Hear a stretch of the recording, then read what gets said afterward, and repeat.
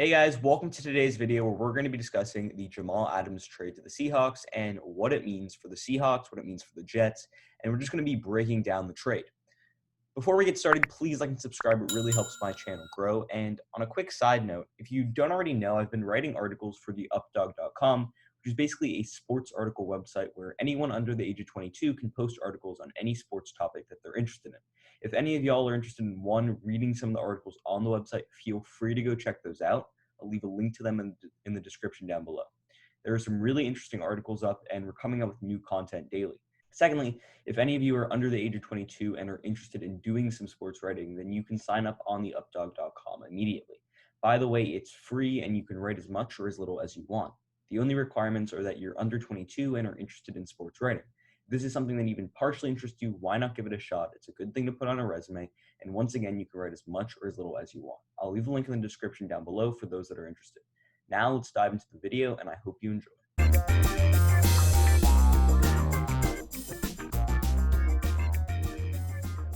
So on Saturday afternoon, Adam Schefter reported that the Jets decided to trade Jamal Adams and a fourth-round pick in 2022 to Seattle in exchange for Bradley Mcdougald, first-round pick in 2021, a first-round pick in 2022, and a 2021 third-rounder.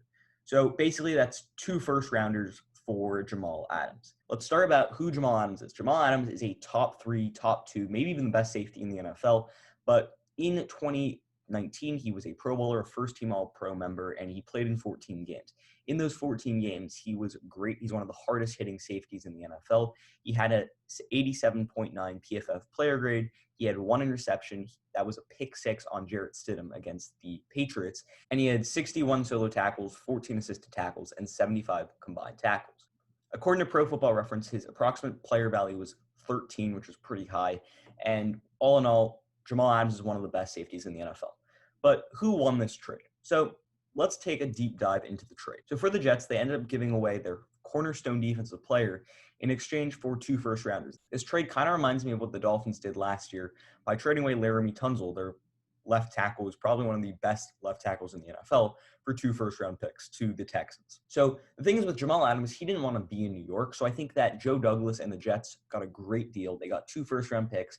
They're going to have 2 first-round picks in 2021. They're going to have 2 first-round picks in 2022, and that's very similar to what the Miami Dolphins are doing. I think this kind of shows that the Jets' mentality for next season is to get a lot of draft capital and to build up for the draft, very similar to what the Miami Dolphins did.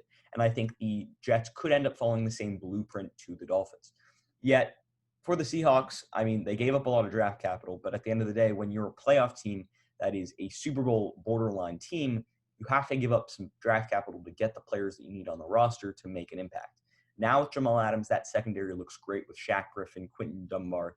Those are going to be a great unit there back in the secondary. And I mean, with Bobby Wagner too, they've got 2 of the NFL's best defensive players in Bobby Wagner and Jamal Adams. The front 7 still is a little bit questionable for me. I don't love their front 4 and their pass rushers, but nonetheless, adding Jamal Adams to that secondary is only going to make that defense better against the pass.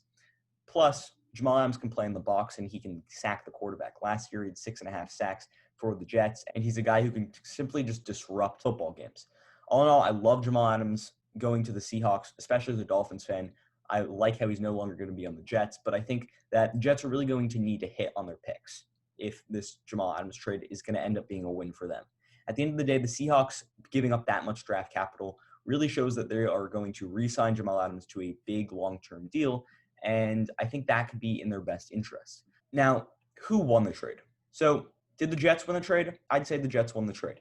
I mean, if you look at the Dolphins trade with Laramie Tunsil, I think you'd say the Dolphins won the trade. Anytime you get 2 first-round picks for a player, then I think it's a pretty good trade. Yes, the Jets are going to need to capitalize on those picks, and they're going to need to hit on those picks. They're going to need to get Pro Bowl caliber players to turn around that Jets franchise.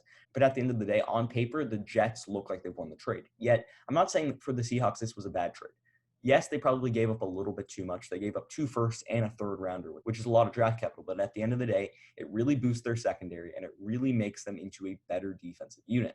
Yes, I said that they're going to have still problems in the front 7, especially with their pass rush. I think losing Jadeveon Clowney, although he didn't get to the quarterback a lot last year, it's still going to make them a little bit worse up front. But getting a guy like Jamal Adams never hurts, and I think this puts the Seahawks over the 49ers and probably the favorite to win the division now.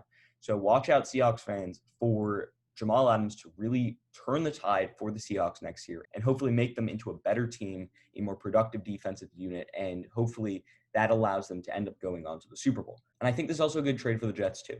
They look to the future, they're getting a lot of draft capital, and all in all, I think this is a trade that benefits both sides, and I think Jamal Adams is going to be happy that he's out of New York. I think the Jets are going to be happy that they got rid of a player that didn't want to be there. And I think this was a very interesting trade, and I think it's intriguing to see how it will play out in the future. Now that you've reached the end of my video, I want to thank you for watching. Please like and subscribe as it helps my channel out, and check out my other videos on my channel. Also, you can follow my Instagram, the link is in the description down below, and I hope you enjoyed the video. Until next time, see ya.